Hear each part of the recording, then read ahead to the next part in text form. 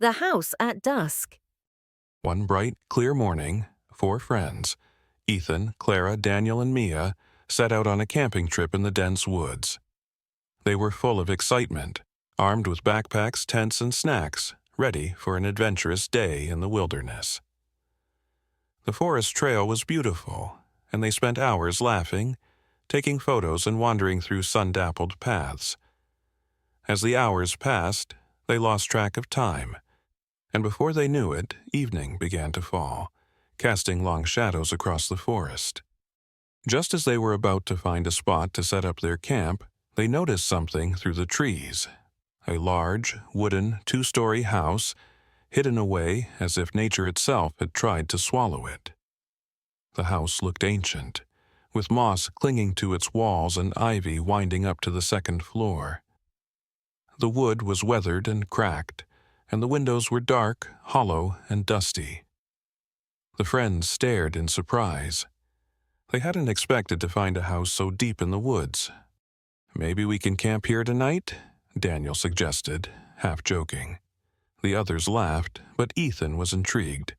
"Come on, let's check it out," he urged, leading the way. As they walked toward the house, the air grew strangely still, and a sense of unease settled over them. The front door hung slightly open, inviting them in. They hesitated, exchanging nervous glances, but their curiosity got the better of them. They stepped inside.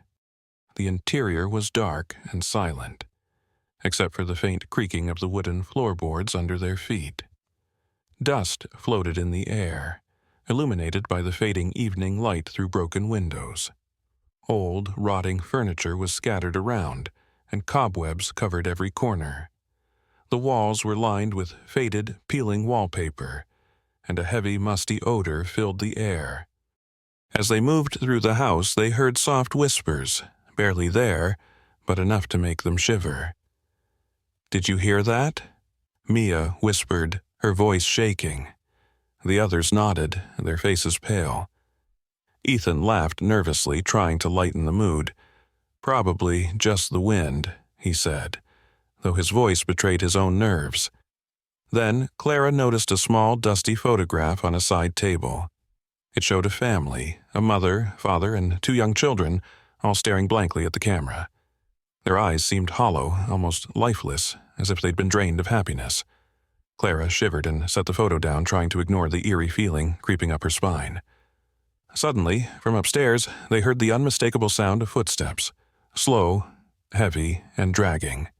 The friends froze, staring at each other in terror.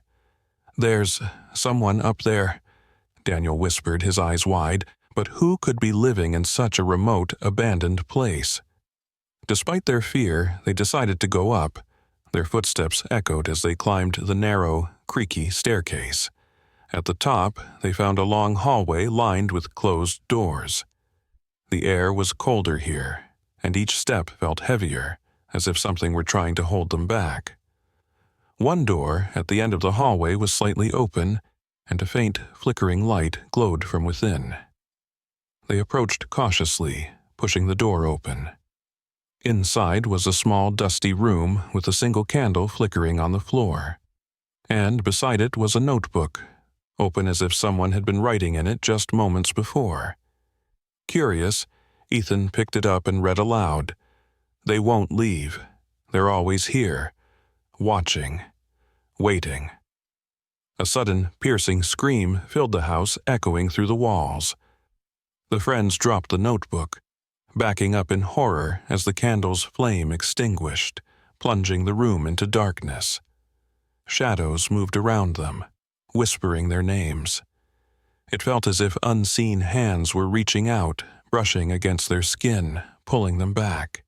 They bolted, rushing down the stairs and through the front door, barely able to breathe. But when they reached the clearing, they realized something horrifying. Their path was gone. The woods were dark, twisted, and unrecognizable. They couldn't tell which way they had come from, and the house loomed behind them, as if it were watching. Desperate and disoriented, they tried to find a way out. Hours passed as they wandered, their flashlights flickering, and an eerie silence surrounding them. Just as dawn began to break, they stumbled upon a narrow dirt road and collapsed in relief. Soon after, a passing truck picked them up and took them back to town.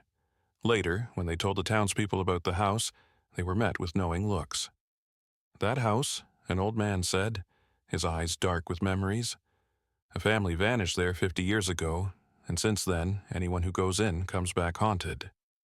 It said the spirits don't want anyone leaving.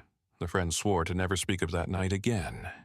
But each of them was haunted by the whispers, the photograph, and the unseen shadows that still seemed to follow them, even in their dreams.